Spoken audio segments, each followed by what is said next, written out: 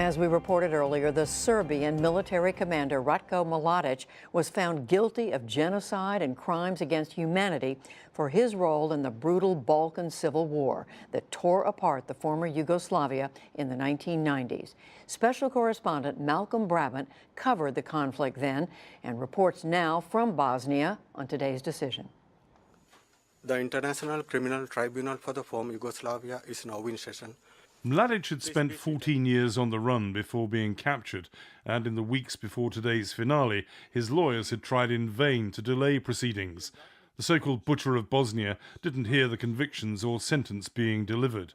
He was kicked out of court after an outburst in which he denounced the tribunal and its proceedings in vulgar terms. Mr. Mladić, sit. Mr. Mladić, sit. Mr. Mladić, we adjourn. Mr. Mladić will be removed from the courtroom. Ratko Mladić. With Mladić taken to the cells and silence restored, the judge ran through the charge sheet. Guilty on 10 out of 11 indictments. Guilty as a member of various joint criminal enterprises of the following counts. Count 2, genocide. Count 3, persecution, a crime against humanity.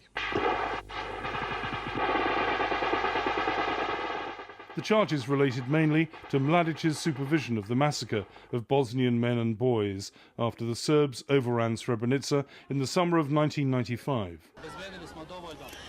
The men were separated from the women who were put on buses and driven away. Most of their sons, husbands, brothers and fathers were never seen again. For having committed these crimes, the chamber sentences Mr. Ratko Mladić to life imprisonment. Mladić's conviction wraps up the prosecution of the three main instigators of Bosnia's ethnic cleansing. The Bosnian Serb's political leader, Radovan Karadzic, was found guilty of similar charges last year, and Slobodan Milosevic, the architect of Serbian expansionism after the collapse of former Yugoslavia, died in his prison cell from a heart attack.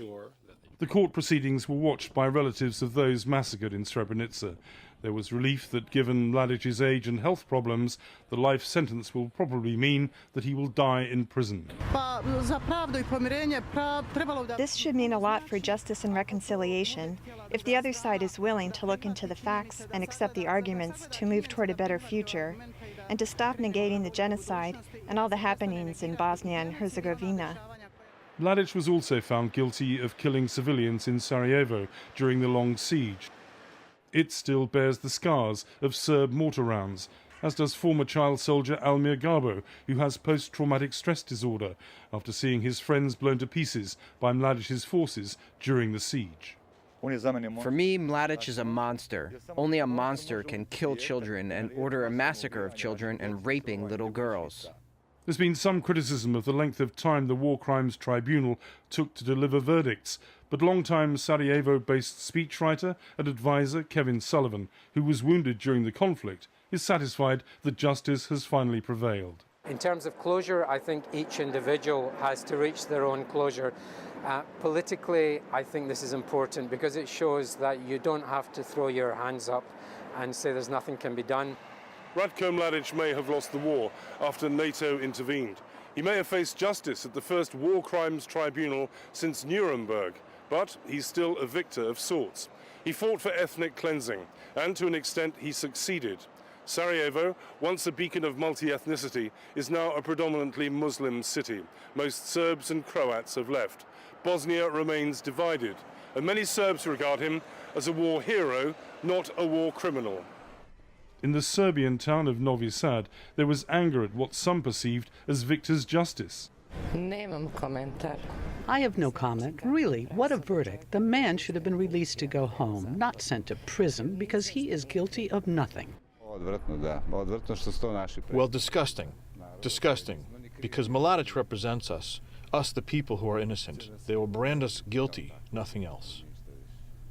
Mladić's lawyer announced he'll appeal the verdicts, but as far as the people he wanted to eradicate are concerned, these gravestones don't lie.